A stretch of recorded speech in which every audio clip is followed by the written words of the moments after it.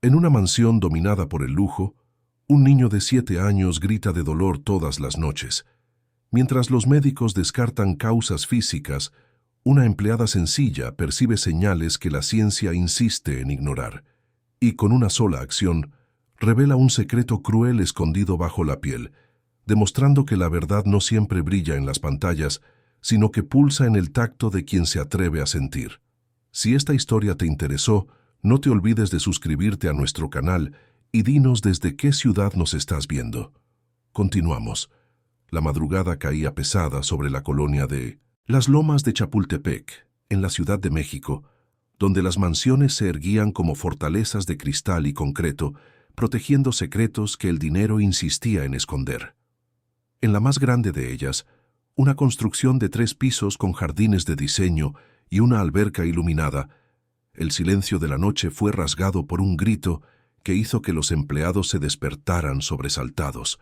Era el niño. Otra vez.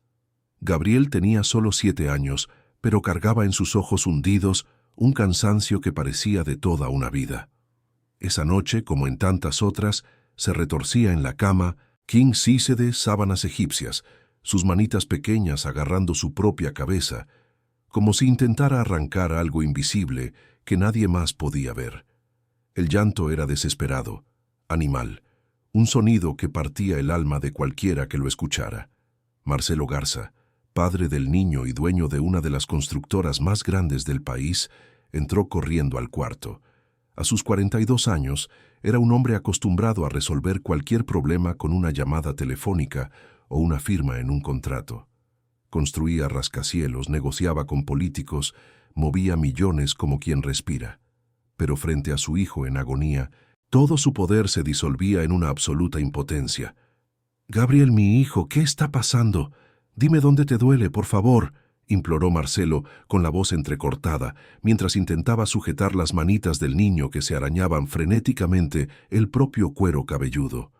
La puerta se abrió y Vanessa entró con la postura impecable que siempre mantenía, incluso a las 3 de la mañana.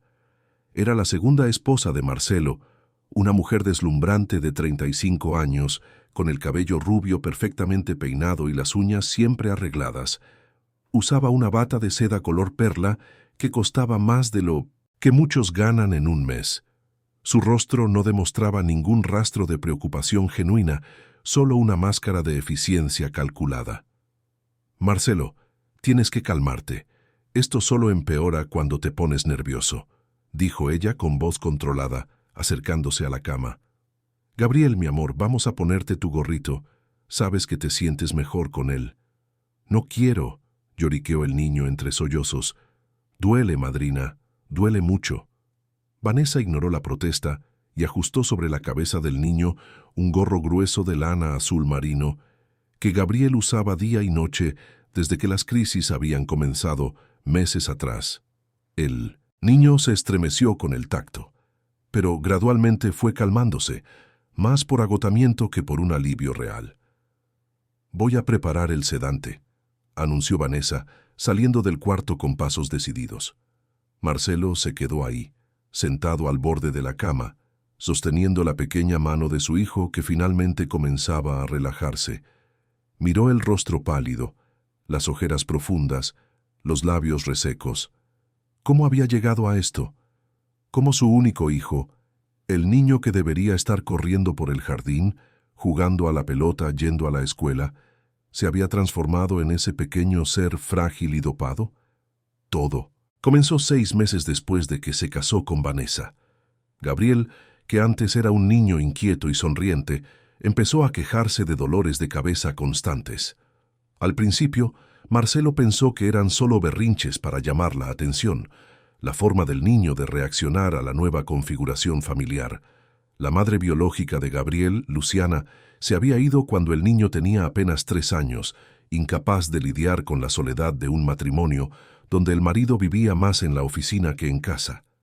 Intentó llevarse al hijo, pero Marcelo usó todo su poder e influencia para quedarse con la custodia. Luciana se rindió, se fue a un pueblo en la sierra de Oaxaca y nunca más dio noticias. Gabriel creció sin madre, criado por niñeras y empleadas, hasta que Vanessa entró en escena.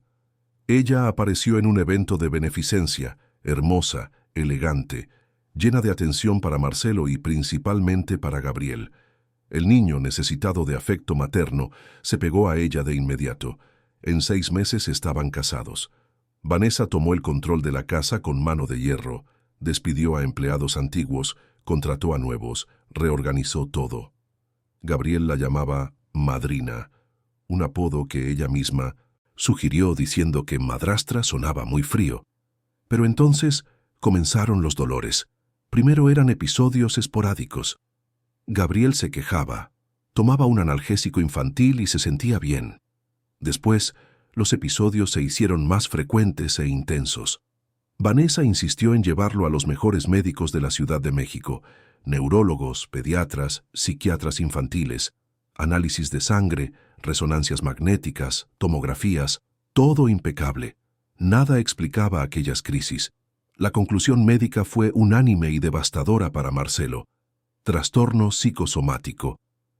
Gabriel estaría somatizando traumas emocionales, posiblemente relacionados con el abandono materno y la dificultad de adaptación a la nueva familia. El tratamiento recomendado incluía terapia, medicación controlada y principalmente una rutina estructurada. Vanessa abrazó el diagnóstico con una dedicación casi obsesiva. Asumió personalmente todos los cuidados del hijastro, desde la medicación hasta los baños, desde las comidas hasta los horarios de sueño. Marcelo, hundido en la culpa de haber alejado a la madre biológica de su hijo y de nunca haber sido un padre presente, entregó a Gabriel completamente a los cuidados de Vanessa. Al fin y al cabo, ella era devota, atenta, seguía al pie de la letra todas las indicaciones médicas. Si alguien podía ayudar a Gabriel, era ella. Vanessa regresó con un vaso de agua y una pequeña pastilla azul. Marcelo observó mientras ella ayudaba al niño a tragar el medicamento. En pocos minutos, Gabriel se deslizó hacia un sueño profundo y pesado. «Necesitas descansar, Marcelo. Mañana tienes esa junta importante con los inversionistas chinos», le recordó Vanessa, tocando ligeramente el hombro de su marido. «¿Cómo voy a trabajar sabiendo que mi hijo está así? Los médicos dijeron que es una etapa, va a mejorar, pero tú tienes que mantenerte fuerte. Gabriel necesita un padre equilibrado, no alguien que se derrumba en cada crisis». Las palabras de Vanessa siempre tenían sentido, siempre. Ella tenía una forma racional de enfrentar las situaciones que, de alguna manera, calmaba a Marcelo. Él suspiró, besó la frente de su hijo dormido y salió del cuarto. Desde el pasillo oscuro del segundo piso, alguien observaba todo en silencio. Juana tenía 48 años, la piel morena marcada por el sol y el tiempo, el cabello negro recogido en un chongo sencillo. Usaba el uniforme gris de empleada doméstica y sostenía un trapeador entre sus manos callosas. Era la contratación más reciente de la casa, admitida 3 semanas atrás para servicios de limpieza y vigilancia nocturna. Juana venía de una aldea en la Sierra Mixteca de Oaxaca. Emigró a la Ciudad de México a los 20 años, trabajó en decenas de casas de familia, aprendió a ser invisible en el mundo de los ricos, a bajar la cabeza y a hacer su trabajo sin cuestionar.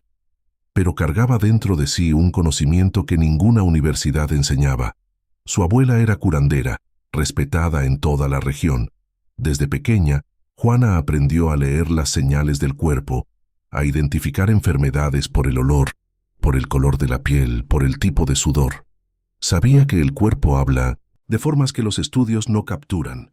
Y esa noche, observando a Gabriel en crisis, Juana vio señales que nadie más parecía notar.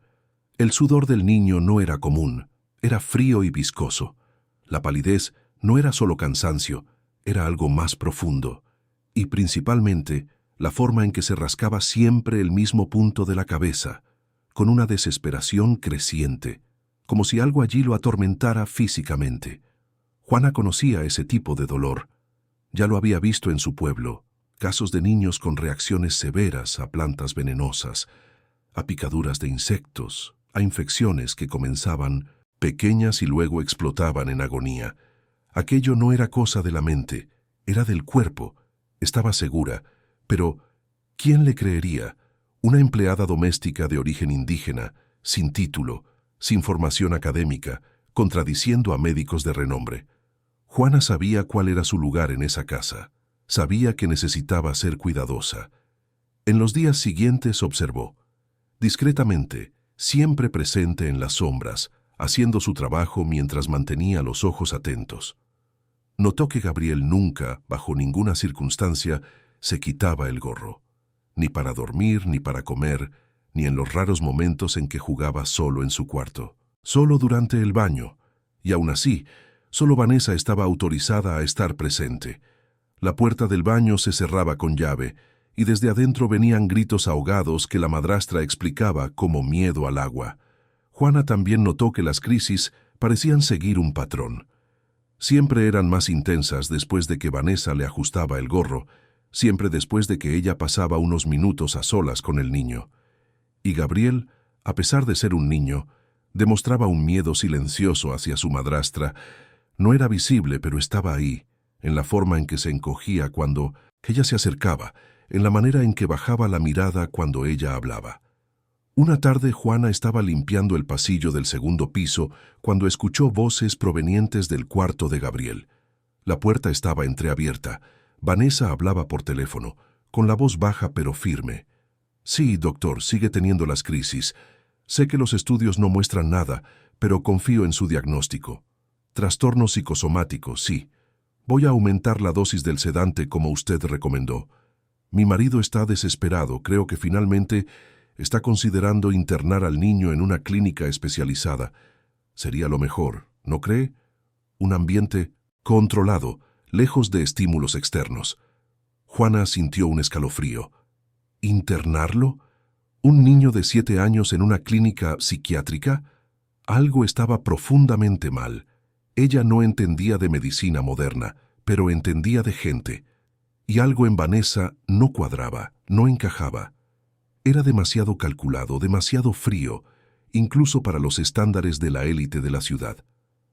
Esa noche, Juana hizo algo que nunca había hecho en toda su vida de empleada doméstica. Esperó a que todos durmieran y fue al cuarto de Gabriel. La puerta estaba recargada. La empujó despacio, entrando en la oscuridad. El niño dormía profundamente, sedado. Juana se acercó a la cama, se arrodilló a un lado y se quedó solo observando.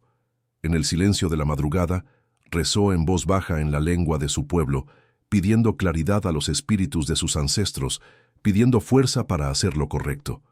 Miró el rostro pálido de Gabriel, el gorro azul que cubría su cabeza, y sintió una certeza absoluta crecer dentro de ella. Ese niño estaba siendo torturado, no por espíritus, no por traumas emocionales, sino por algo muy real, muy físico, y mucho más cruel de lo que cualquiera imaginaba. Y ella, Juana, una simple, empleada invisible a los ojos de ese mundo de lujo, tal vez era la única persona capaz de salvarlo. Pero para eso, necesitaría romper todas las reglas.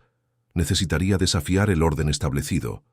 Necesitaría arriesgar su empleo, su reputación, quizás hasta su seguridad. ¿Valdría la pena? Juana miró una vez más el rostro sufrido de Gabriel y supo la respuesta. Sí, siempre valdría la pena. Salió del cuarto en silencio, pero con una determinación que no sentía desde hacía años. La verdad estaba escondida debajo de ese gorro, y ella la iba a descubrir, costara lo que costara. Los días siguientes trajeron una rutina de vigilancia silenciosa. Juana aprendió rápidamente los horarios de cada persona en la mansión, los movimientos de Vanessa, los compromisos de Marcelo, los momentos en que Gabriel se quedaba solo, dopado y quieto en su cuarto.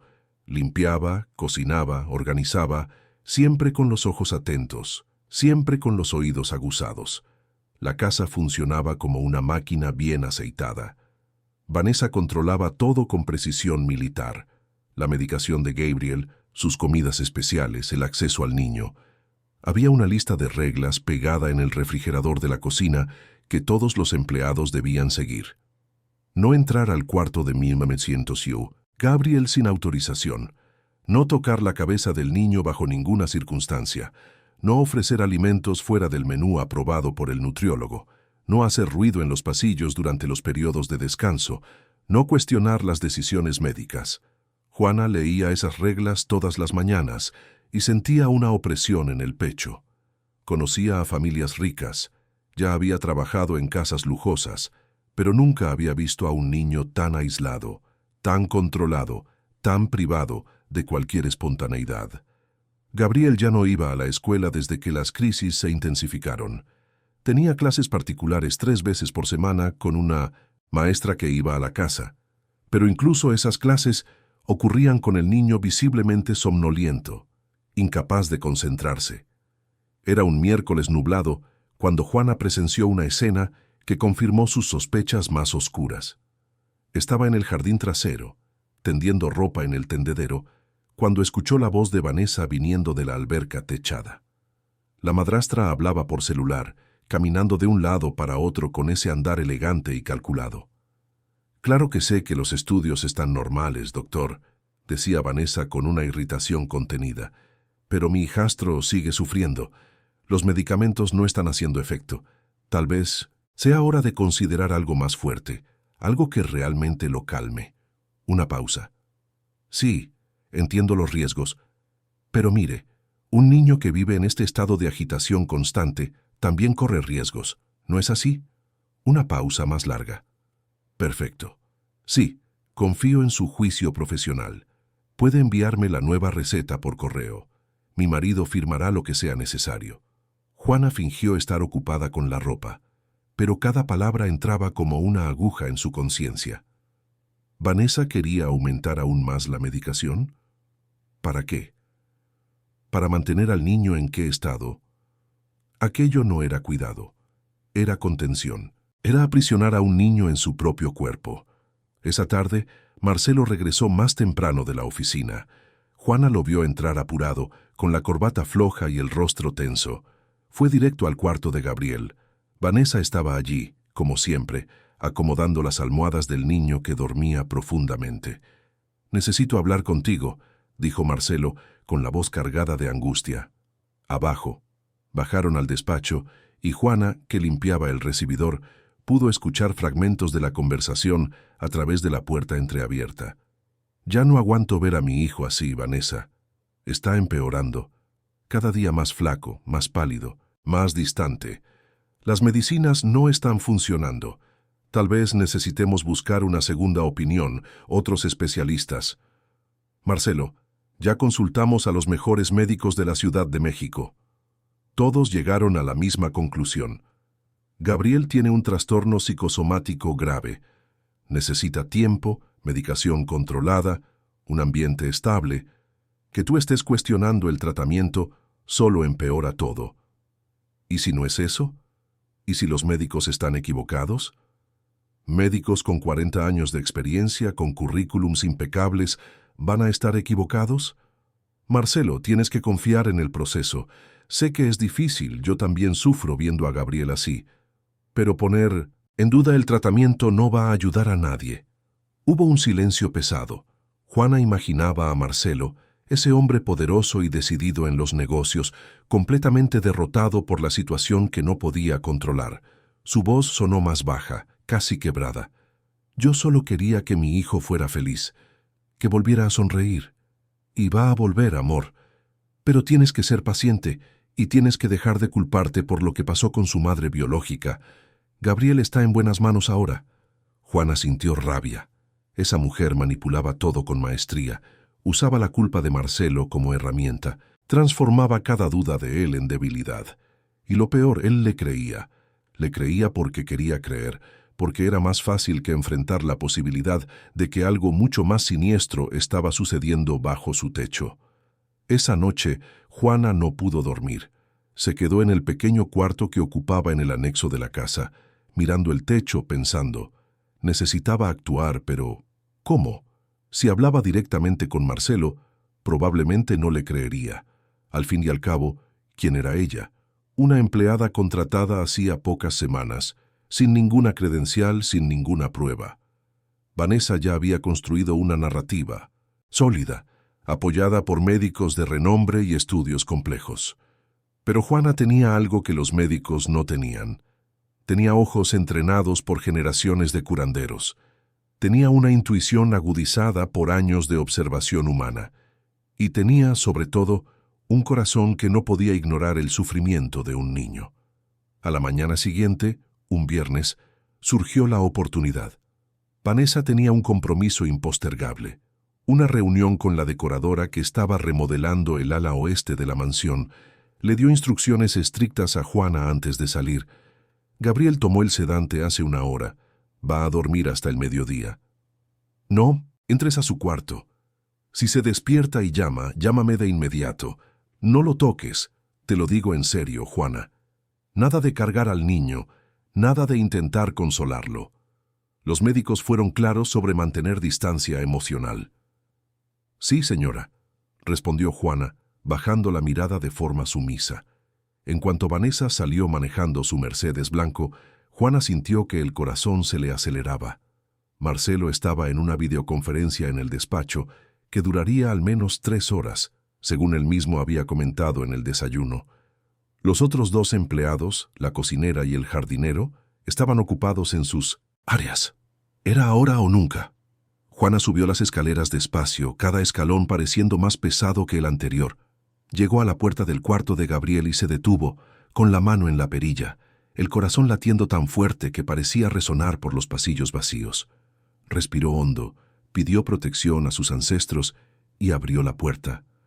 El cuarto era enorme, decorado en tonos de azul y blanco, con muebles caros y juguetes intactos en los estantes. Gabriel dormía en el centro de la cama king, tan pequeño en ese espacio inmenso, tan frágil bajo el edredón grueso. El gorro azul estaba ahí como siempre, cubriendo su cabeza. Juana se acercó despacio, con el cuidado de quien se acerca a un animal herido. Se arrodilló al lado de la cama y se quedó solo observando.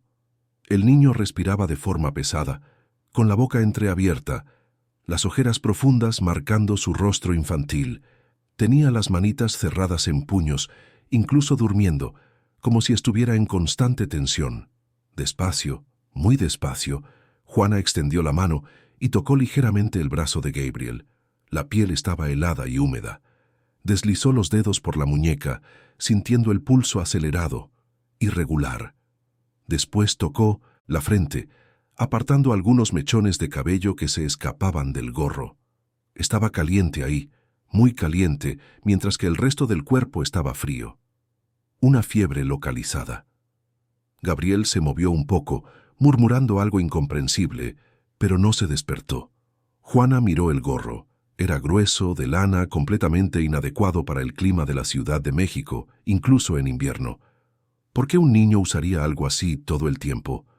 ¿Por qué solo la madrastra podía quitárselo? Juana sabía que estaba a punto de cruzar una línea peligrosa. Si Vanessa lo descubría, sería despedida en el acto. Tal vez, incluso acusada de algo peor. Pero miró de nuevo el rostro sufrido de Gabriel y supo que no tenía opción. Con extremo cuidado, comenzó a levantar el borde del gorro. Gabriel se retorció un poco, gimiendo en voz baja, pero el sedante era lo suficientemente fuerte como para mantenerlo en la superficie del sueño. Juana levantó un poco más, exponiendo la frente, las orejas, el inicio del cuero cabelludo. Y entonces lo vio. En la región temporal derecha, justo encima de la oreja, había un área enrojecida e hinchada. No era solo una simple irritación, era una inflamación seria, con la piel brillante, estirada visiblemente adolorida. Juana acercó el rostro examinando mejor. Había pequeñas costras alrededor, como si algo hubiera estado allí repetidamente, causando heridas que intentaban cicatrizar, pero eran constantemente reabiertas. Tocó ligeramente la zona. Gabriel se despertó con un grito. «No, no, por favor, no», lloriqueó el niño, todavía medio inconsciente, las manos yendo instintivamente hacia la cabeza. Juana sujetó sus manitas con firmeza, pero con cariño. «Gabriel, mi niño, calma, soy yo, la tía Juana, no te voy a lastimar, te lo prometo». Los ojos de Gabriel se abrieron lentamente, confundidos, asustados. Miró a Juana como si intentara entender dónde estaba, quién era esa mujer. «Duele», susurró con su vocecita. «Duele mucho, tía». «Lo sé, mi amor, lo sé», Pero te voy a ayudar, ¿está bien? Solo necesito ver tu cabeza bien. No puedes. Mi madrina dijo que nadie puede tocar. Se enoja. El niño comenzó a temblar, no de dolor, sino de miedo. Juana sintió una mezcla de rabia y compasión que casi la ahogó. Ese niño estaba aterrorizado, no de los médicos, no de los dolores, sino de su propia madrastra. Sostuvo el rostro de Gabriel entre sus manos callosas. «Gabriel, mírame. ¿Confías en la tía Juana?» El niño dudó, luego asintió levemente. «Entonces déjame ver tu cabeza. Solo ver. No voy a arrancar nada, no voy a lastimar. Solo necesito entender qué está pasando. Eres un niño valiente, ¿verdad?» Gabriel pensó por un momento.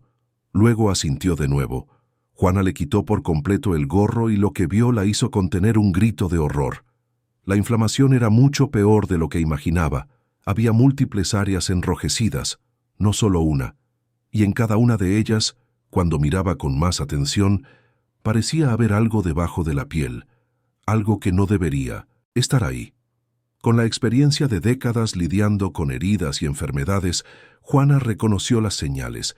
Aquello no era solo una irritación o alergia, era una reacción a algo externo, algo que estaba siendo introducido repetidamente en la piel del niño. Había visto algo parecido en su pueblo, cuando los niños jugaban con la planta mala mujer o cuando espinas venenosas se quedaban atrapadas bajo la piel. «Gabriel, cuando tu madrina te pone el gorro, ¿aprieta mucho?» «Aprieta», respondió el niño con los ojos llorosos. «Dice que es para que mejore, pero duele más después». Juana sintió que las piezas del rompecabezas encajaban en su mente. El gorro no era protección, era parte del problema. Pero, ¿qué tenía el gorro? ¿Qué estaba haciendo Vanessa? En ese momento, oyeron el sonido de un coche entrando en el garaje. Vanessa había vuelto antes. Juana actuó por puro instinto. Le volvió a poner el gorro rápidamente a Gabriel, acomodó las cobijas, tomó un libro infantil del estante y se sentó en el sillón al lado de la cama. Cuando Vanessa abrió la puerta, encontró a Juana leyéndole tranquilamente a Gabriel, que parecía relajado. Por un segundo, la máscara de control de Vanessa se deslizó revelando algo frío y calculador en sus ojos. «¿Qué estás haciendo aquí?»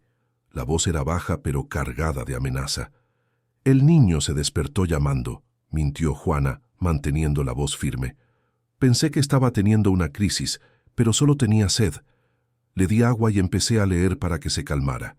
Vanessa se acercó a la cama, examinando a Gabriel de arriba abajo, verificando que el gorro estuviera en su lugar, que todo estuviera como lo había dejado. «Te di instrucciones de llamarme si se despertaba. Intenté, señora, pero usted no contestó. Era verdad». Vanessa revisó su celular y vio 2 llamadas perdidas de Juana. Su rostro se endureció aún más. «La próxima vez, sigue intentando hasta que conteste. Ahora puedes salir. Yo me encargo desde aquí». Juana se levantó, pero antes de salir, miró a Gabriel y le dedicó una sonrisa alentadora. El niño le devolvió una sonrisa pequeña, tímida, pero genuina. Era la primera vez que Juana lo veía sonreír desde que había llegado a esa casa. Vanessa notó el intercambio de miradas y algo en ella se endureció aún más. Cuando Juana cerró la puerta, ella acercó una silla y se sentó al lado de la cama, observando a Gabriel con una intensidad perturbadora. El niño se encogió, la sonrisa desapareciendo instantáneamente. Afuera, en el pasillo, Juana se recargó en la pared, temblando. Acababa de descubrir algo que lo cambiaría todo. Gabriel estaba siendo deliberadamente lastimado, y Vanessa era la responsable. Pero, ¿cómo probarlo? ¿Cómo hacer que alguien le creyera sin evidencias concretas? Juana sabía que necesitaba ayuda.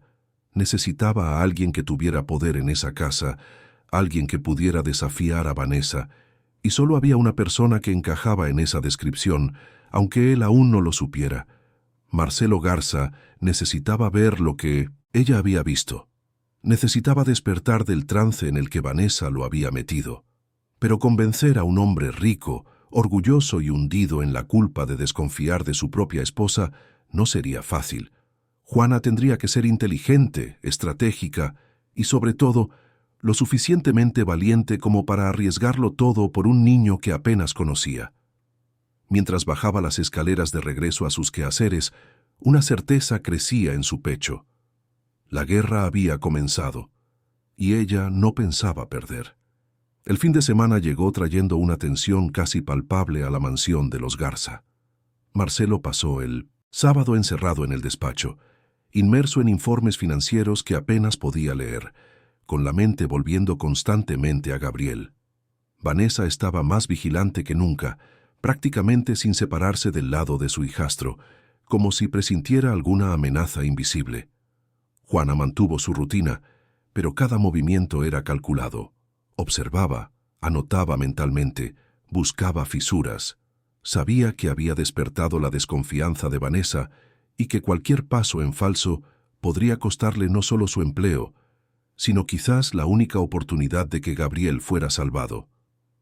El domingo por la tarde, mientras Juana regaba las plantas de la terraza, escuchó a Vanessa al teléfono de nuevo.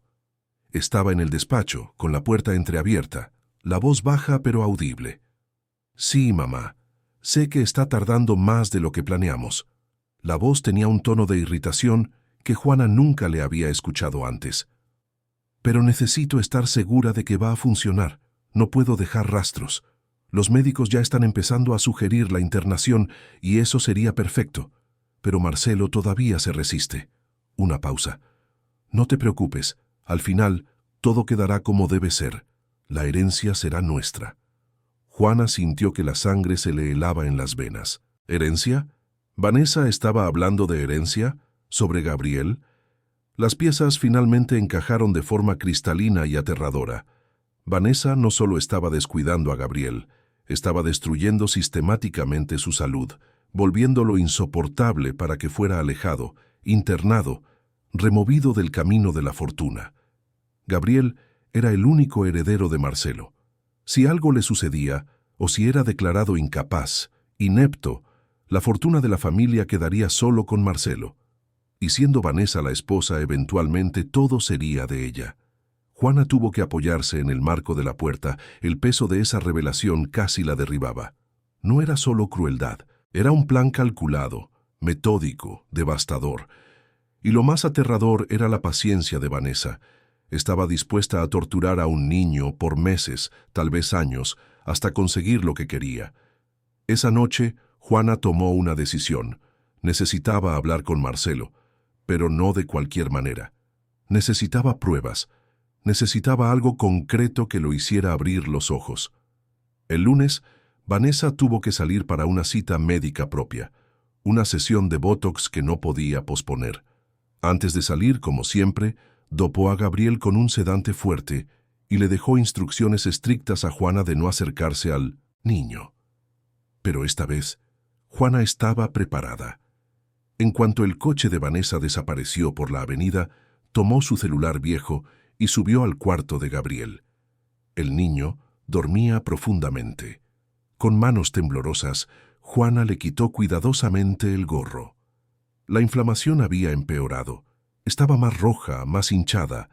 Juana tomó fotos desde todos los ángulos, la luz del sol de la mañana revelando cada detalle de la piel lastimada. Después, con un valor que no sabía que tenía, tomó el gorro y lo examinó minuciosamente. Fue cuando lo sintió.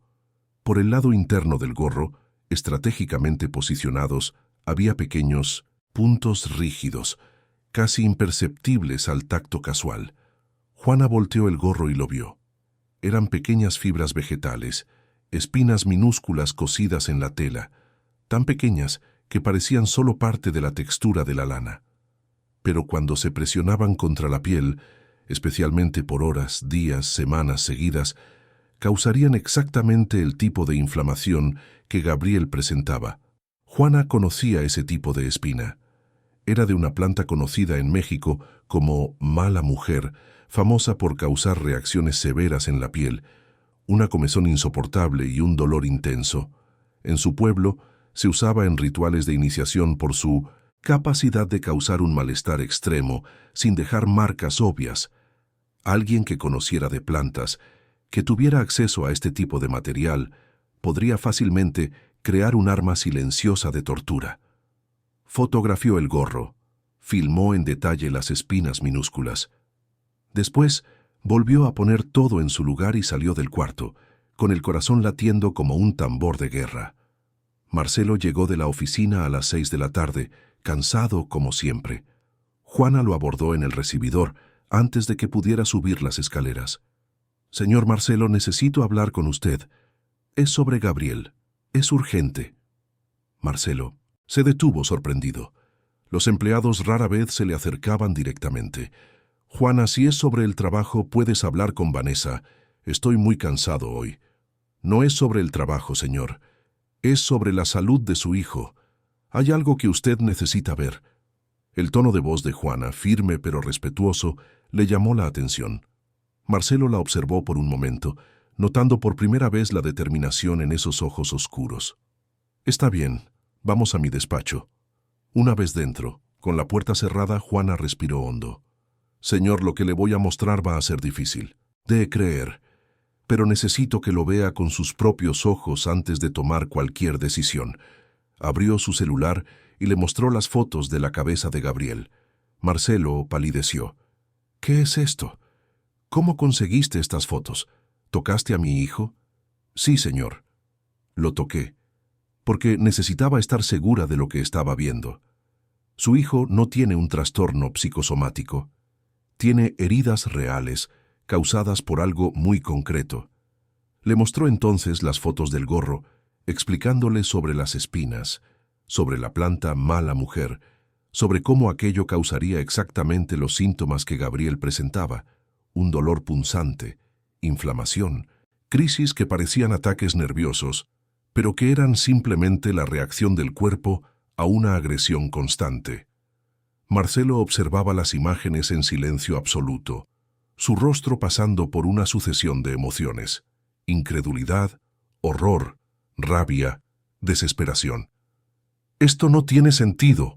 ¿Por qué Vanessa haría algo así? Ella cuida de Gabriel como si fuera su propio hijo». «Señor Marcelo». La voz de Juana era suave pero firme.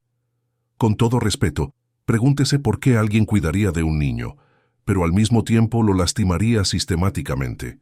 Pregúntese quién se beneficiaría si Gabriel fuera considerado demasiado enfermo para vivir en casa, para heredar, para existir como heredero». Marcelo la miró fijamente y por fin lo entendió. «¿Estás diciendo que mi esposa está torturando a mi hijo por dinero?» «Estoy diciendo que alguien está lastimando a Gabriel deliberadamente, y esa persona tiene acceso total a él. Controla su medicación, controla quién puede o no tocarlo, y es la única que le ajusta ese gorro todos los días». El silencio que siguió fue ensordecedor. Marcelo se desplomó en la silla, con el rostro entre las manos, respirando con dificultad. Juana sintió lástima por él, pero no podía dejar que la compasión se interpusiera. «Señor, hay algo más. Hoy escuché a la señora Vanessa hablando por teléfono sobre la herencia, sobre planes, sobre internar a Gabriel. No fue por casualidad, fue una conversación calculada».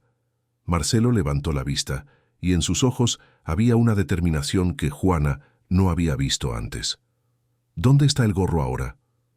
«En el cuarto de Gabriel, señor». «Vamos para allá. Ahora». Subieron juntos. Gabriel todavía dormía, el efecto del sedante manteniéndolo en un sueño profundo. Marcelo se acercó a la cama, mirando a su hijo como si lo viera por primera vez en meses. Tocó el rostro pálido, las lágrimas finalmente escapándose. «Perdóname, mi hijo, perdóname por no haber visto, por no haberte protegido». Con manos temblorosas le quitó el gorro. Las heridas estaban ahí, rojas, hinchadas, evidentes ahora que sabía qué buscar. Marcelo examinó el gorro, sintió las espinas minúsculas, comprendió la monstruosidad de lo que le habían hecho a su único hijo. En ese momento, oyeron el sonido del coche de Vanessa llegando. Marcelo miró a Juana. «No digas nada. Actúa normal. Yo me encargo de esto». Juana asintió y salió del cuarto. Marcelo le volvió a poner el gorro a Gabriel y se quedó ahí, sentado al lado de la cama, esperando. Vanessa entró al cuarto pocos minutos después, sorprendida de encontrar a su marido allí. «Marcelo, ¿pasó algo?» «No, solo quería estar un rato con él. Extrañé a mi hijo hoy». Vanessa evaluó la situación, buscando señales de alerta, pero Marcelo era un empresario experimentado, acostumbrado a negociaciones de alto riesgo. Sabía esconder sus emociones cuando era necesario. «Está bien, pero no tardes mucho. Gabriel necesita descansar», dijo ella, dándole un beso frío en la frente a su marido antes de salir. En cuanto ella salió, Marcelo tomó su celular e hizo una llamada. «Bueno, doctor Fernando, soy Marcelo Garza. Necesito que venga a mi casa ahora. Es urgente. Traiga su equipo de examinación y venga solo. No quiero que nadie sepa». El doctor Fernando López era amigo personal de Marcelo desde la universidad, un dermatólogo de renombre que ya había atendido a la familia algunas veces. Si alguien podía confirmar las sospechas de Juana, era él. Mientras esperaba al médico, Marcelo bajó y encontró a Vanessa en la sala, tomando vino y viendo sus redes sociales. «Querida, voy a tener una junta aquí en casa en un rato. Asuntos de trabajo. ¿Puedes quedarte en el cuarto? Necesito privacidad». Vanessa frunció el ceño, desconfiada. «¿Junta de trabajo en casa? ¿Un domingo por la noche?» «Es una emergencia. Un inversionista chino con un uso horario diferente. Ya sabes cómo es». No pareció convencida, pero asintió. «Está bien, pero no tardes. Tengo que darle la medicación de la noche a Gabriel». Marcelo sintió náuseas al escuchar eso. Medicación de la noche, más sedantes, más formas de mantener a su hijo dopado e incapaz de quejarse o defenderse. El doctor Fernando llegó 40 minutos después, cargando un maletín médico. Marcelo lo llevó directamente al cuarto de Gabriel. El médico, un hombre de 50 años con cabello canoso y lentes de armazón grueso, examinó al niño aún dormido con un profesionalismo silencioso. Cuando Marcelo le quitó el gorro y le explicó la situación, mostrándole las fotos de Juana y el propio gorro con las espinas, el rostro del doctor Fernando se endureció. «Marcelo, esto es muy serio. Si lo que me estás diciendo es verdad, estamos hablando de agresión deliberada a un menor». «Lo sé. Por eso necesito que examines, documentes, me des un informe oficial. Necesito pruebas incuestionables». El doctor trabajó por más de una hora, fotografiando las heridas, con equipo profesional, recolectando muestras de tejido de las áreas inflamadas, examinando el gorro con lupa y pinzas, aislando las espinas en pequeñas bolsas de plástico para análisis de laboratorio. «Esto es mala mujer», confirmó. «Una planta conocida por causar reacciones dérmicas severas. Las espinas fueron deliberadamente insertadas en la tela del gorro. Las heridas en la cabeza de Gabriel son consistentes con una exposición prolongada y repetida. Yo diría que esto ha estado sucediendo por meses. ¿Se puede revertir? ¿Se puede curar mi hijo? Las heridas van a cicatrizar en cuanto eliminemos la fuente de la irritación. Gabriel necesitará tratamiento antiinflamatorio, antibióticos para prevenir infecciones y probablemente acompañamiento psicológico para lidiar con el trauma. Pero sí, se va a recuperar por completo». Marcelo sintió un alivio tan grande que casi se derrumba. Su hijo iba a estar bien, iba a sobrevivir, iba a poder tener una vida normal. «Necesito todo documentado, doctor. Cada detalle. Voy a tener que llevar esto a las autoridades». «Ya lo estoy haciendo. Enviaré las muestras al laboratorio mañana por la mañana. Tendremos resultados completos en 48 horas. Pero Marcelo, tienes que entender la gravedad de esto. Si tu esposa es realmente la responsable, cometió un acto de crueldad extrema. Las consecuencias serán devastadoras. Lo sé. Y va a responder por cada segundo de dolor que le causó a mi hijo». El doctor Fernando terminó el examen y salió discretamente por la puerta trasera para no cruzarse con Vanessa. Marcelo se quedó allí al lado de Gabriel, planeando los siguientes pasos. Vanessa apareció en la puerta del cuarto pocos minutos después. ¿Terminó la junta? Terminó. Se acercó con la bandeja de la medicación nocturna. Marcelo la interceptó. Hoy no. Gabriel ya durmió suficiente. Necesita descansar sin medicinas. Marcelo, sabes que los médicos lo recomiendan. Y yo estoy diciendo que hoy no, repitió él con la voz firme, autoritaria, sin espacio para discusión. Vanessa lo miró fijamente, tratando de entender el cambio de comportamiento. Por un momento, sus ojos revelaron algo frío, calculador, casi reptiliano, pero se controló, forzó una sonrisa. Está bien, tú eres el padre, tú decides. Salió del cuarto, pero Marcelo sabía que había despertado sospechas. Vanessa era inteligente, manipuladora, se daría cuenta de que algo había cambiado. Y cuando se diera cuenta, podría volverse aún más peligrosa. Marcelo pasó toda la noche despierto, sentado en un sillón al lado de 1900, la cama de Gabriel, protegiendo a su hijo por primera vez en mucho tiempo. Del otro lado de la puerta, Juana también hacía vigilia, sentada en el pasillo, lista para intervenir si era necesario. La guerra había sido declarada, y el destino de Gabriel dependería de las próximas horas. La mañana llegó trayendo una claridad intensa que invadió el cuarto de Gabriel. El niño abrió los ojos lentamente, confundido, y lo primero que vio fue el rostro de su padre, que lo observaba con una ternura que no había visto en mucho tiempo. «¿Papá?» La voz salió ronca, débil. «Estoy aquí, hijo. Estoy aquí y ya no me voy a ir de tu lado».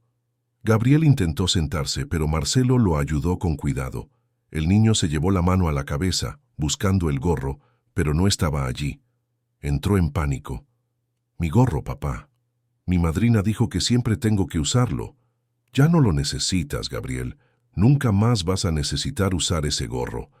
«Pero se va a enojar. Siempre se enoja cuando me lo quito». Marcelo sintió una punzada de culpa tan fuerte que tuvo que respirar hondo para no derrumbarse. Sostuvo el rostro de su hijo entre sus manos. «Nadie se va a enojar más contigo por nada. Nadie te va a volver a lastimar. Papá te lo promete». Gabriel lo miró con esos ojos grandes y asustados, queriendo creer pero con miedo de sentir esperanza. «Hoy duele menos», dijo, tocándose ligeramente la propia cabeza. «¿Por qué duele menos?» «Porque estás mejorando y vas a mejorar cada día más». En ese momento, Vanessa abrió la puerta del cuarto. Se detuvo al ver a padre e hijo juntos, a Gabriel sin el gorro, a Marcelo con una expresión que no podía descifrar. «Buenos días. ¿Qué está pasando? ¿Aquí?» Marcelo se levantó colocándose entre Vanessa y Gabriel de forma protectora. «Siéntate, Vanessa. Necesitamos hablar». Algo en su tono la hizo dudar. Miró a Gabriel, al gorro tirado sobre el buró, y de nuevo a Marcelo. «¿Hablar de qué?» «De lo que le has estado haciendo a mi hijo». El aire en el cuarto se volvió denso. Vanessa mantuvo una expresión neutra, pero Marcelo, que había negociado con empresarios experimentados durante décadas, reconoció la microtensión en sus hombros, la forma casi imperceptible en que sus dedos se cerraron. «No sé de qué estás hablando. He cuidado de Gabriel como si fuera mi propio hijo». «¿Cuidado?» Marcelo tomó el gorro y lo arrojó a sus pies. ¿A esto le llamas cuidado? ¿Coser espinas venenosas dentro de un gorro y obligar a un niño a usarlo por meses? ¿Eso es cuidado? Vanessa palideció, pero mantuvo la compostura. «Estás loco. ¿Espinas? Eso es absurdo». Los médicos confirmaron que Gabriel tiene un trastorno psicosomático. Los médicos fueron engañados. Por ti. Manipulaste los síntomas, controlaste el acceso, dopaste a mi hijo hasta que ya no pudo explicar lo que sentía. Pero se acabó, Vanessa. Un especialista examinó a Gabriel ayer, documentó todo. Las heridas, las espinas, el origen de la planta. Tenemos pruebas concretas. Vanessa se quedó en silencio por un largo momento. Cuando volvió a hablar, su voz había perdido por completo la dulzura artificial. «No tienes idea de lo que estás haciendo, Marcelo. Vas a destruir a esta familia». La familia ya estaba destruida en el momento en que decidiste torturar a un niño inocente por avaricia. ¿Avaricia? Te di los mejores años de mi vida. Cuidé de esta casa, de este niño, de ti. ¿Y qué gané a cambio? Nada. Ninguna seguridad, ninguna garantía. Todo a nombre de él. Su voz señaló a Gabriel con desdén. Un mocoso mimado que ni siquiera es capaz de ser agradecido. Gabriel comenzó a llorar en voz baja. Marcelo se giró y abrazó a su hijo, protegiéndolo de ver esa horrible transformación de la mujer que él llamaba madrina. «Te vas a ir de esta casa ahora mismo», dijo Marcelo con la voz controlada pero firme. «Te doy 30 minutos para que recojas tus cosas. Después, mis guardias de seguridad te escoltarán fuera. Y mañana, en cuanto estén listos los informes médicos, iré a la policía». Vanessa soltó una risa amarga. «¿La policía? ¿Crees que va a ser tan simple? Soy tu esposa, Marcelo. Tengo derechos, tengo abogados y, más importante, tengo influencias. Vas a gastar años tratando de incriminarme. Tal vez. Pero cada día que pases tratando de defenderte es un día más que Gabriel estará seguro, lejos de ti. Y eso ya lo vale todo». La máscara de Vanessa finalmente cayó por completo. «Te vas a arrepentir de esto. Voy a destruir tu reputación. Le voy a contar a todo el mundo que eres un padre negligente, que permitiste que tu hijo sufriera por meses sin hacer nada. Cuéntalo, cuéntaselo a quien quieras, pero cuenta también sobre las espinas que cosiste dentro de un gorro. Cuenta sobre la planta que usaste para torturar a un niño de 7 años. Cuenta sobre las conversaciones telefónicas donde planeabas internar a mi hijo para quedarte con la herencia. Porque todo eso ya está documentado». Vanessa se dio cuenta de que había perdido. Miró una última vez a Gabriel, que se escondía en el abrazo de su padre, y algo que podría ser arrepentimiento pasó rápidamente por sus ojos antes de desaparecer.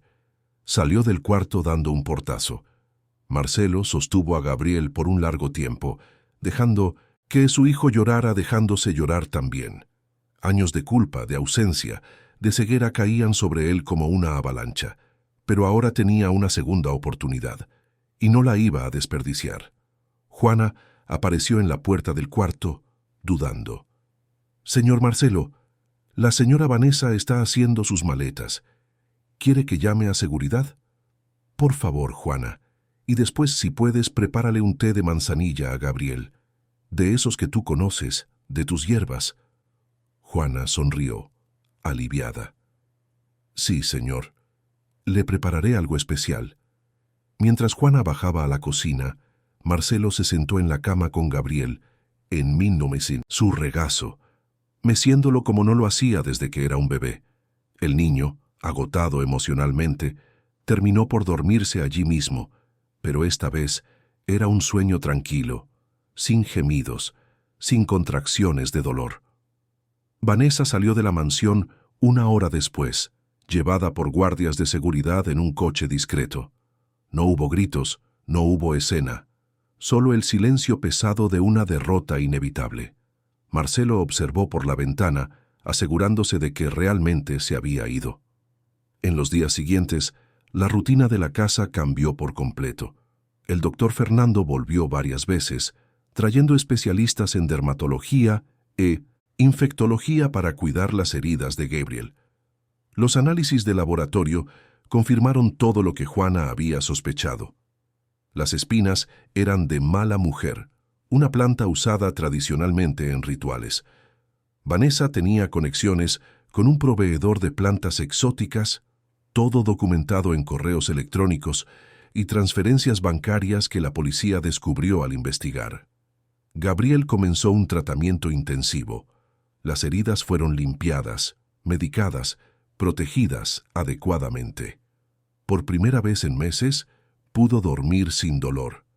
Y por primera vez en su vida, tenía a su padre presente, atento, cariñoso. Marcelo canceló juntas, pospuso viajes, reorganizó por completo su agenda. Pasaba horas jugando con Gabriel, leyéndole, simplemente estando ahí.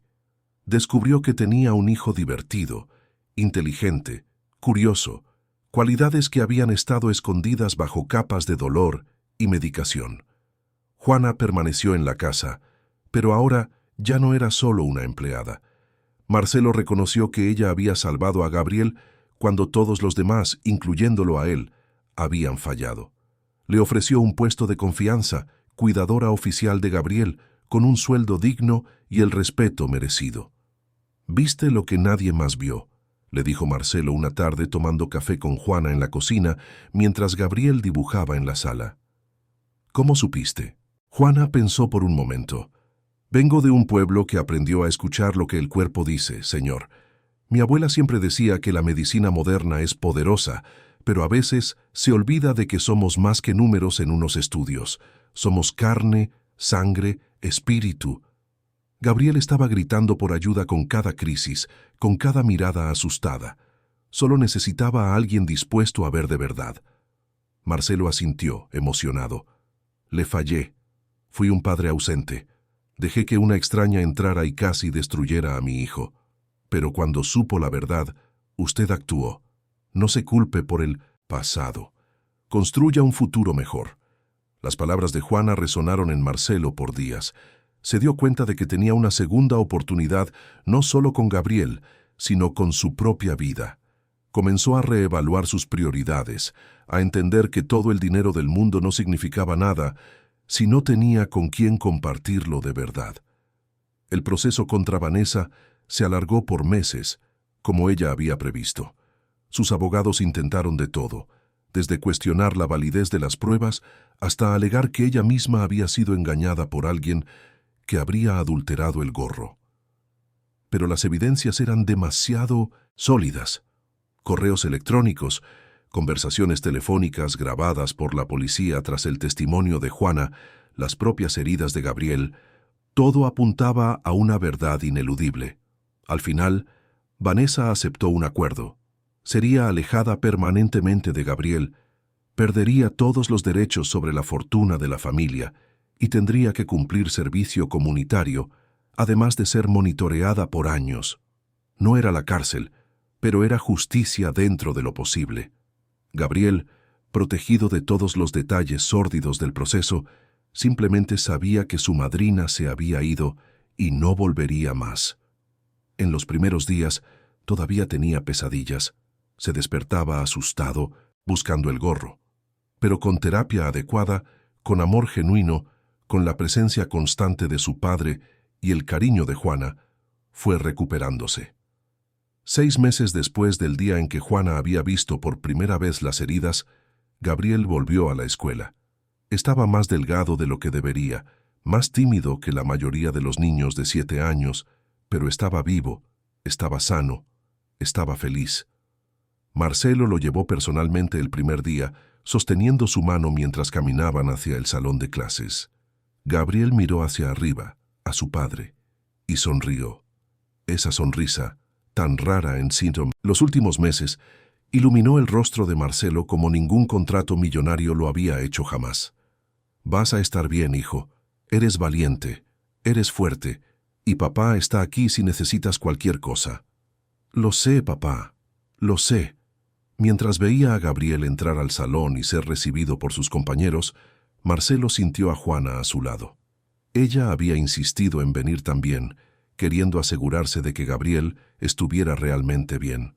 «Gracias, Juana, por todo. Salvaste a mi hijo, salvaste a mi familia, me salvaste a mí mismo».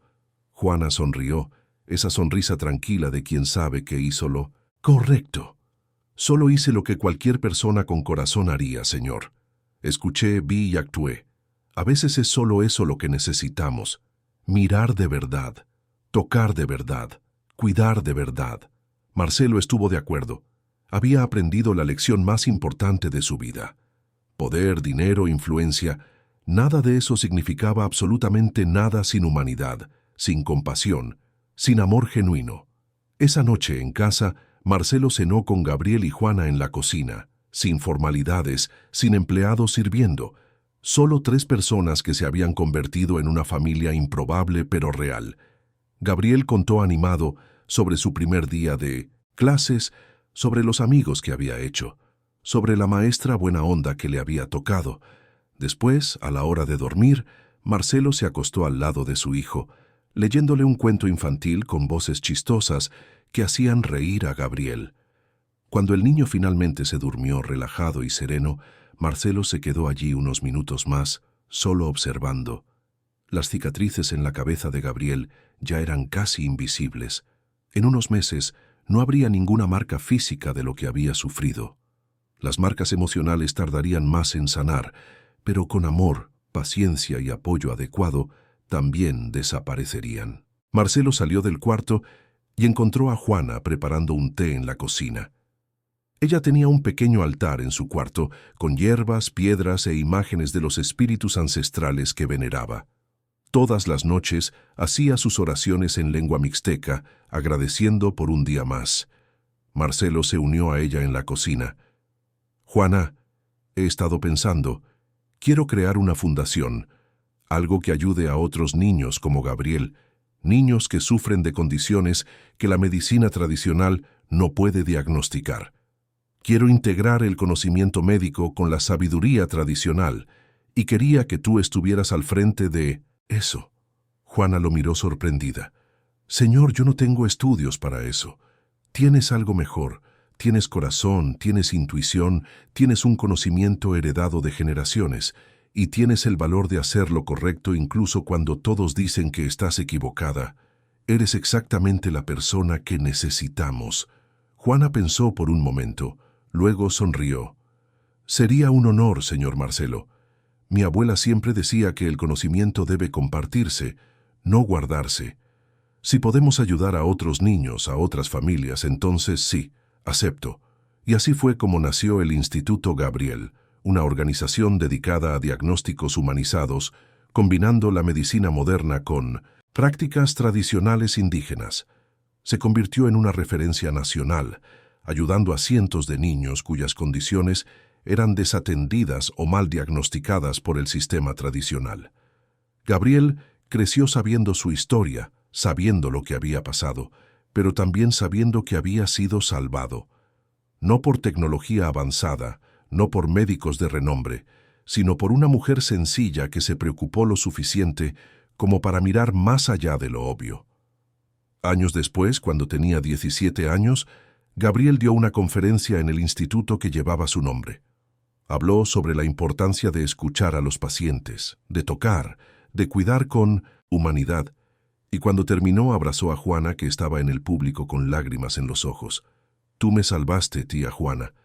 Me diste una segunda oportunidad de vivir». Juana lo abrazó de vuelta, a ese niño que se había convertido en un joven fuerte y sano. «No, mi niño. Tú te salvaste siendo lo suficientemente valiente para sobrevivir. Yo solo te ayudé a encontrar el camino». Marcelo, a su lado, observaba con orgullo.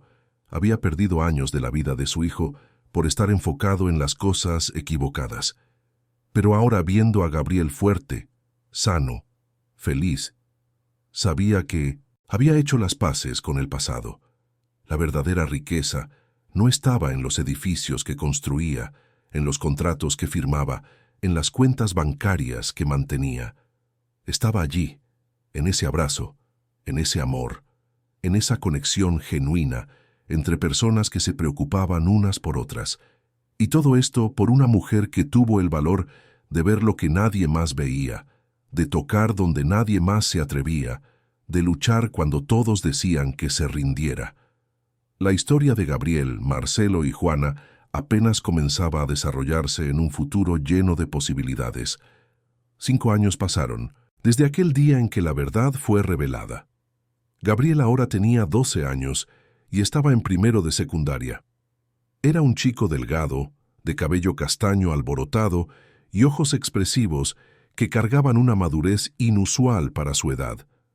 Las cicatrices en su cabeza eran invisibles a los ojos de quien no sabía dónde buscar, pero él las tocaba de vez en cuando como quien acaricia un recuerdo lejano. La mansión en las Lomas había cambiado por completo. Marcelo había vendido esa propiedad fría y llena de recuerdos dolorosos, mudándose con Gabriel a una casa más pequeña en la Condesa, una colonia más acogedora y menos ostentosa. Era una construcción de 2 pisos con un jardín de verdad, donde Gabriel plantaba hortalizas con Juana y jugaba fútbol con su padre los fines de semana. Juana ya no vivía en la casa como empleada. Tenía su propio departamento a 2 cuadras de allí, pero pasaba todos los días con la familia, ahora como directora ejecutiva del Instituto Gabriel. La fundación había crecido más allá de cualquier expectativa inicial. Ocupaba un edificio entero en la colonia Roma, con consultorios médicos equipados, salas de terapia, espacios para prácticas de medicina tradicional indígena y hasta una pequeña hortaliza medicinal en la azotea. El instituto atendía gratuitamente a más de 300 niños por mes, todos con condiciones que la medicina convencional no había logrado diagnosticar o tratar adecuadamente. El equipo estaba formado por médicos, enfermeros, psicólogos, pero también por curanderos indígenas, sobadores, especialistas en medicina china y otras prácticas ancestrales. Era un puente entre dos mundos que, durante tanto tiempo, se habían ignorado mutuamente. Esa tarde de jueves, Gabriel estaba en el instituto haciendo su trabajo voluntario semanal. Desde los 10 años, le había pedido permiso a su padre para ayudar, para estar cerca, de los niños que pasaban por lo que él había pasado. Marcelo dudó al principio, preocupado de que eso pudiera traer de vuelta memorias traumáticas, pero Juana lo convenció de lo contrario. Gabriel necesita resignificar lo que le pasó. Necesita transformar el dolor en propósito, había dicho ella. Y tenía razón. Gabriel florecía cuando estaba en el instituto. Conversaba con los niños más pequeños, les contaba cuentos, los hacía reír. Tenía una forma especial de hacer que se sintieran seguros, comprendidos. Muchas veces eran los niños que no hablaban con nadie los que se abrían con él. Esa tarde, en 1900 y particular, había llegado una nueva paciente. Una niña de 5 años llamada Sofía, que sufría de dolores abdominales inexplicables desde hacía más de un año. Sus padres, una pareja joven de Iztapalapa, estaban desesperados. Habían recorrido 3 hospitales diferentes, hecho decenas de estudios, todos inconclusos.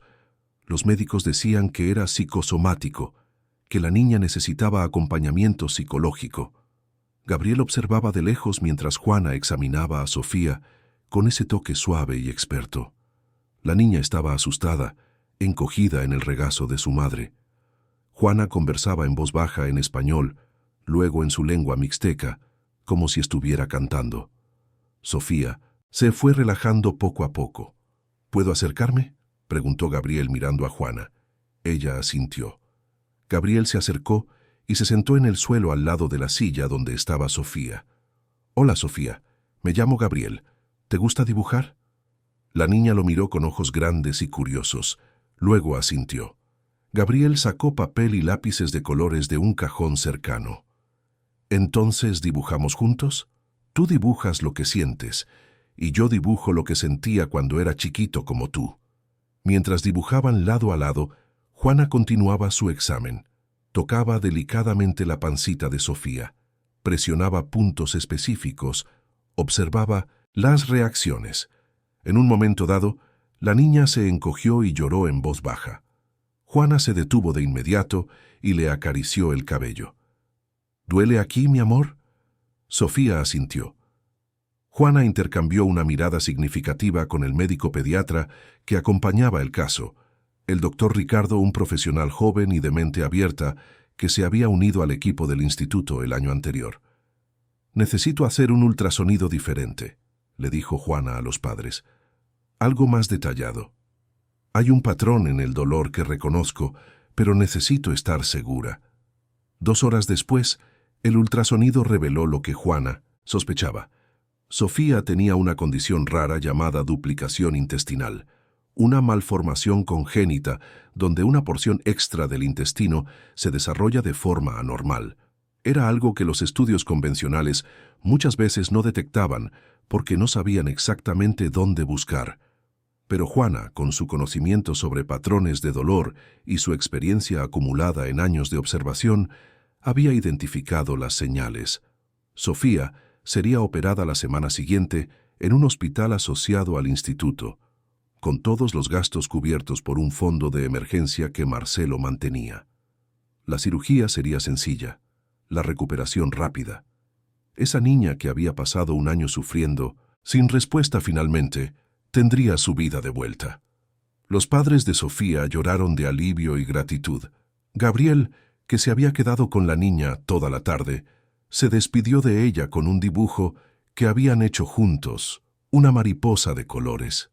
«Cuando te cures vas a poder volar como esta mariposa», le dijo sonriendo. Por la noche, en la casa de la condesa, Marcelo preparaba la cena mientras Gabriel hacía la tarea en la mesa de la cocina. Era una escena de domesticidad simple que, 5 años atrás, habría sido impensable. Marcelo Garza, el magnate de las constructoras, cocinando pasta casera y ayudando a su hijo con problemas de matemáticas. La empresa todavía existía, todavía era rentable, pero Marcelo había delegado la administración del día a día a socios competentes. Seguía siendo presidente, participaba en decisiones estratégicas, pero sus prioridades habían cambiado drásticamente. El trabajo era trabajo, la familia era vida. «Papá, ¿puedo hacerte una pregunta?», dijo Gabriel, soltando el lápiz. «Claro, hijo, puedes preguntar lo que sea». «¿Todavía piensas en ella? ¿En Vanessa?». Marcelo dejó de mover la salsa, la pregunta tomándolo por sorpresa. Habían hablado de Vanessa algunas veces a lo largo de los años, siempre que Gabriel sentía la necesidad, pero últimamente el tema no surgía. «A veces pienso», admitió Marcelo, ya no con enojo, solo me pregunto cómo alguien puede llegar a hacer lo que ella hizo. El psicólogo dice que a veces las personas lastiman a otros porque ellas mismas están lastimadas por dentro, dijo Gabriel repitiendo algo que había aprendido en terapia. Es verdad, no lo justifica, pero lo explica.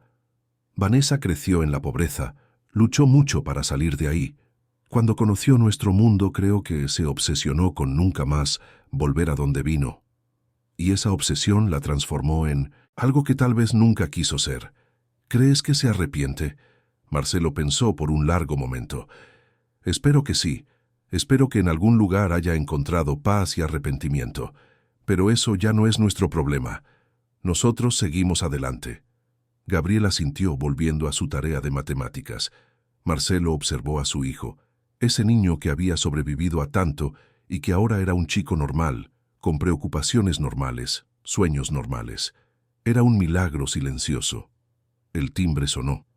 Era Juana, que había ido a su casa a cambiarse, pero volvía para la cena, como hacía casi todas las noches. Entró trayendo una charola con cocadas que había hecho especialmente para Gabriel. «¿Cómo está mi pequeño curandero?», dijo alborotándole el cabello al niño. «Tía Juana, ya te dije que no soy pequeño. Ya crecí. Para mí siempre serás pequeño. Es el privilegio de quien te vio crecer». Cenaron juntos, conversando sobre los casos del día en el instituto, sobre la escuela de Gabriel, sobre un nuevo proyecto que Marcelo estaba desarrollando para construir casas de interés social con diseño sustentable. La conversación fluía naturalmente, salpicada de risas y de la complicidad de quienes se conocían profundamente.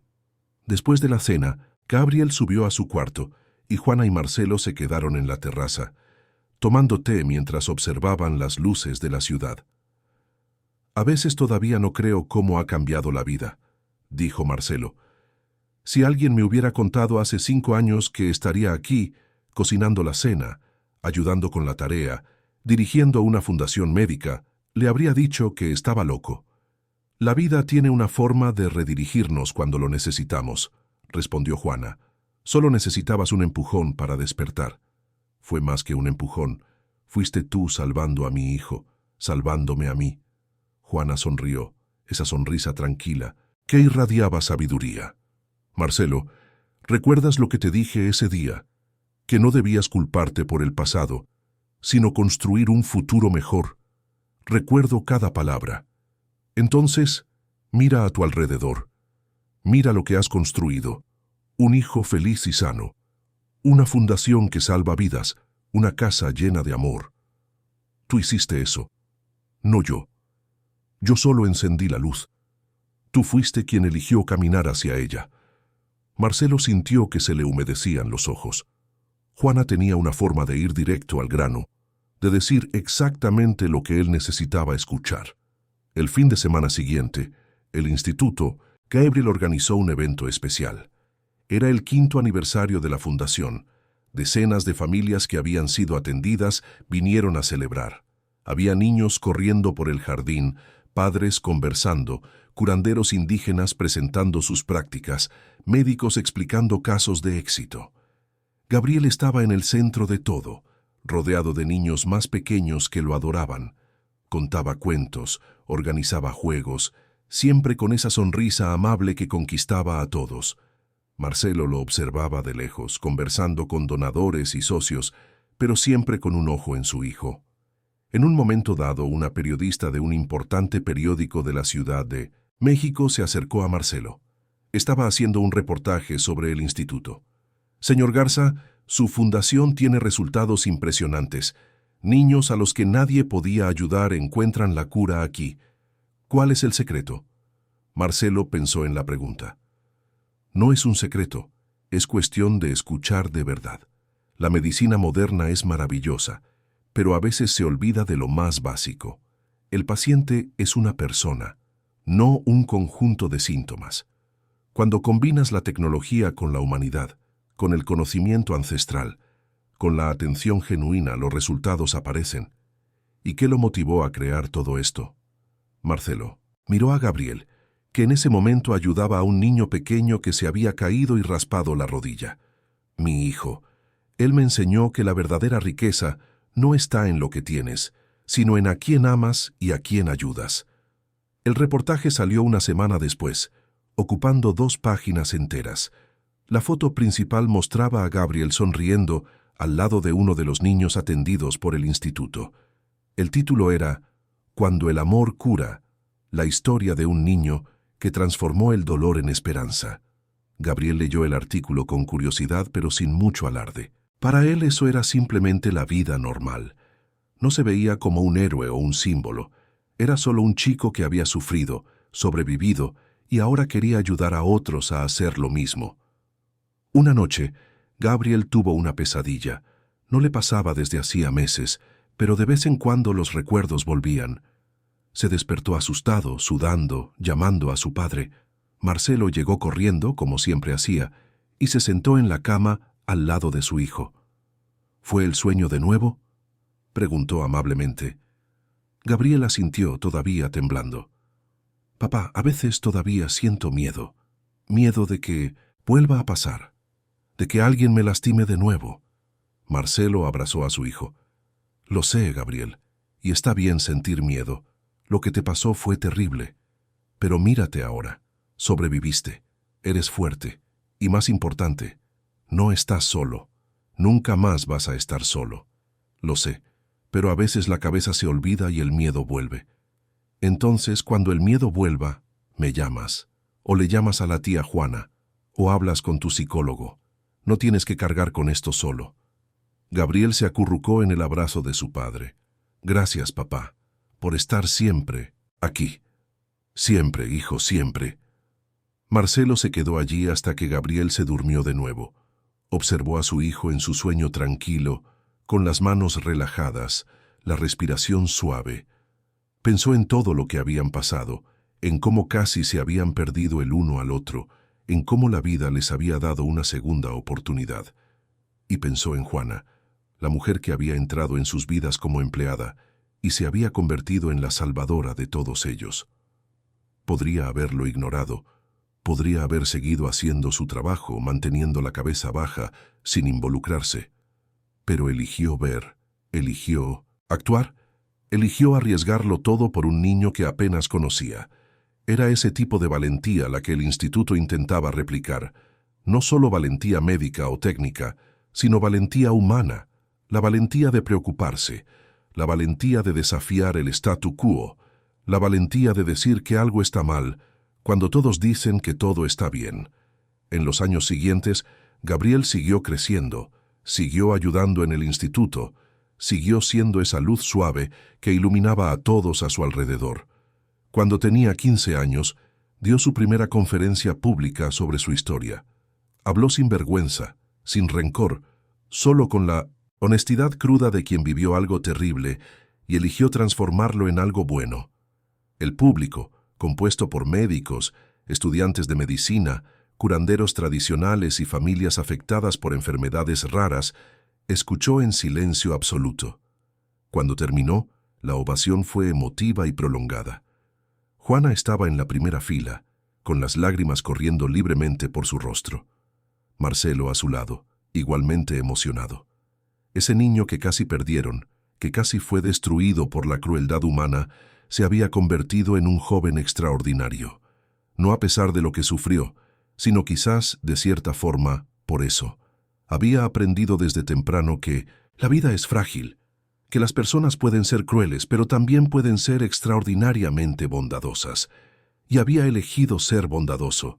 Había elegido ser luz. Años después, cuando Gabriel estaba en la Facultad de Medicina, decidió especializarse en pediatría integrativa. Quería continuar el trabajo que Juana había comenzado, que el instituto había expandido. Quería ser el puente entre el conocimiento científico y la sabiduría ancestral. Juana, ya mayor pero aún vibrante y activa, continuaba dirigiendo el instituto. Marcelo, ahora con el cabello completamente blanco, dividía su tiempo entre la empresa, el instituto y los nietos que Gabriel eventualmente le daría. La mansión en las Lomas donde todo sucedió fue demolida años atrás. En su lugar construyeron un parque público con juegos infantiles y áreas verdes. Nadie que jugaba allí conocía la historia sombría de ese terreno, y quizás era mejor así.